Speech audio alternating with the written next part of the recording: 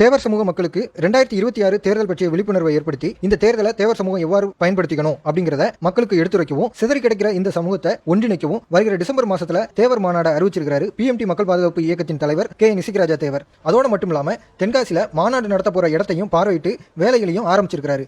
இப்போ இந்த விஷயம் சிலருக்கு வைத்திருச்சலை உண்டு பண்ணியிருக்குது. தென்காசியில் ஒரு தேவர் அமைப்பு மாநாடு நடத்துகிறது. பிஎம்டி இசைக்கிராஜா இவர் தேவேந்திரகுல வேளாளர் சமூகத்துக்கு எதிராகவே செயல்படுவார். இவர் தென்காசியில் தேவர் கட்சி மாநாட்டை நடத்துகிறார். அறிவித்துள்ளார்.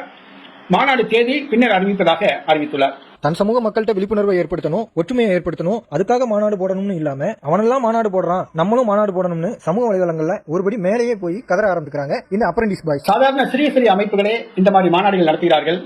தேவேந்திரகுல வேளாளர் சமுதாயத்தை சார்ந்தவர்களும் மாநாடு நடத்த வேண்டும். இங்க கும்படி ராஜ்குமார், கண்ணபுரான், கரிகால மல்லன், செந்தில் மல்லர், பாலை பட்டாபிராமன், ஜான் பாண்டியன், சந்திரபிரியா, பார்வதி, SR பாண்டியன் உள்ளிட்ட பலர் அமைப்புகளை நிறுவி நடத்தி வருகிறார்கள். தங்கள் பலத்தை நிரூபிப்பதற்காக மாநாடு நடத்த வேண்டும். அப்பொழுதுதான் அவரவர் பலம் தெரிய வரும். எது எப்படியோ நமக்கு மாநாட்டுக்கு ஃப்ரீயா விளம்பரம் பண்ணா அது யாரா இருந்தாலும் அவங்களுக்கு பாராட்டுகளை தெரிவிச்சுக்கிடுவோம். எரியுது, வயிறு எரியுது.